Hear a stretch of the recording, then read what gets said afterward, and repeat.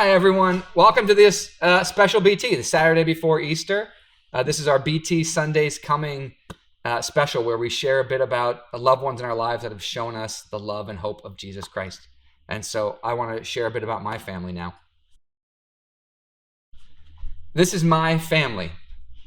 This photo was taken last year. No, I'm just kidding. I'll let you guess by the hairstyles when it was taken. Right in the middle there is my mom. She still has the same hair. Nope, she does not. Again, joking. She's holding me. I was a bit camera shy back then. I'm looking away. I've gotten over that fear. Above her is my father. My dad was hipster before you were. But then over here on the left, we have Aunt Beth, Nana, and Papa. They went home to be with the Lord, as we say in our family. Aunt Beth passed away in the mid-90s, way too young. She was in her early 40s.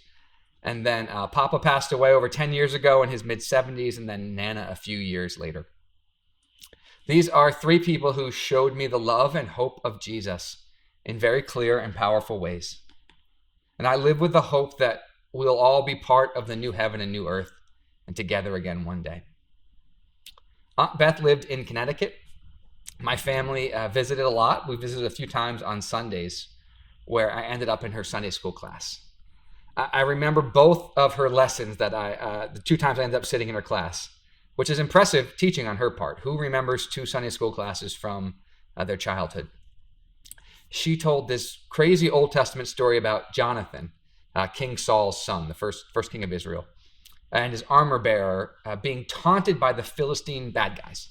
So they climb a mountain to go fight a bunch of enemy soldiers when they're heavily outnumbered. It's like 40-2 or something crazy like that. And they win because they're awesome. But the message in that Sunday school class was this: expect great things from God, attempt great things for God. Aunt Beth gave out this little handout with that quote on it and a picture of Jonathan scaling the mountains. I actually think the quote's from William Carey, a missionary. But expect great things from God, attempt great things for him. I hung that up in my room and it stayed there for years. I'll tell you the other lesson sometime, maybe in a future year, but I don't want to tell it to you now because I've swiped her entire other Sunday school lesson and I've used it as a whole sermon that people seem to like. So maybe one day, or I'll point you to that sermon when I find it or remember when I did it. One more Aunt Beth story real quick. And this is when she was in her later stages of cancer. Her family still came to visit ours, and we would all go to Great Adventure down here in New Jersey. We would get a wheelchair for Aunt Beth so she could roll around. I was terrified and still am of most roller coasters, that sort of thing. So I would push Aunt Beth around in the wheelchair. It was a great day for me because I got to be the hero. I could say, oh yeah, I really wanted to go on Batman the Ride where my feet will dangle freely while looping upside down 1,000 feet in the air. But I'll make the sacrifice and help Aunt Beth. Anyway, one day we ended up hanging out with Bugs Bunny and Daffy Duck. And you had to be there for this story, but Bugs Bunny was being a total jerk. Like messing around, being silly, and kind of being a jerk to Daffy Duck. And again, you had to be there for this to make sense, but I'm telling you anyway. Aunt Beth called out Bugs Bunny's behavior and made him apologize for how he was acting. And that made an impression on me. I thought, she's got a lot going on. She was sick in a wheelchair, but she still called out other people. I mean, she still cared about how other people treated others. And when she saw something going wrong, she fought for what was right. And that was awesome. I miss Aunt Beth. Okay, let me tell you about Papa. Here's another picture of me and Papa. This sums up how I look at this guy. This has not changed. He is larger than life to me, and I am thankful for him. When I was 8 or 9, we found out that he was in the hospital with some type of stomach issue. He wasn't that old, maybe 60 or so. I couldn't sleep. My stomach hurt in the morning. We got to visit him the second day he was in the hospital. Papa was in a hospital gown. He looked weak, and that frightened me because I look at him the way you see in that picture. He was our pastor, and so I saw him every week in a suit. And outside of that, he dressed like a modest pastor who grew up in the 1940s and 50s. Slacks, dress shirts. He never wore shorts. Well, not entirely correct.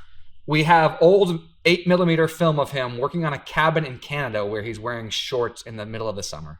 But I never saw the guy's knees in my whole life except when he was in that hospital gown. And here he is in the hospital gown and weak. And from that place of weakness, his aim was to shepherd others. I came in and you could see that Nana, his wife, was scared, but he was taking care of her and comforting her. And then he took some time with me. He spoke with me. He spoke words of life and comfort and peace, and he hugged me. And it was a hug I'll never forget. You should go ahead and hug people in rough times, because you might give a hug that someone never forgets and tells everyone about 30 years ago. Also, we're in a bit of a hug crisis right now, so make use of hugs when you are able. He had enormous hands that covered me, and he had a more enormous heart. And from his weakness in that hospital room, he brought me comfort and peace. In his weakness, he became more larger than life to me. How he carried himself in weakness made him bigger than ever. That's the love and hope of Christ that we all get to see in Jesus, whether we're lucky enough to have a papa or not. In Jesus, we see one who loves from weakness, one who brings peace and hope through weakness. My grandfather did that for me.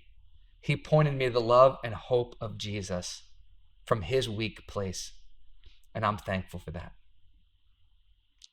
Nana, I'll tell you about Nana next Easter Saturday. She'll get her own post. But Aunt Beth, Papa, and Nana, I love them. I miss them. I wait and hope for the new heaven and new earth where we are reunited and God wipes away every tear from every eye. Until then, we carry the sorrow, but we live in hope. It is Saturday, but Sunday is coming.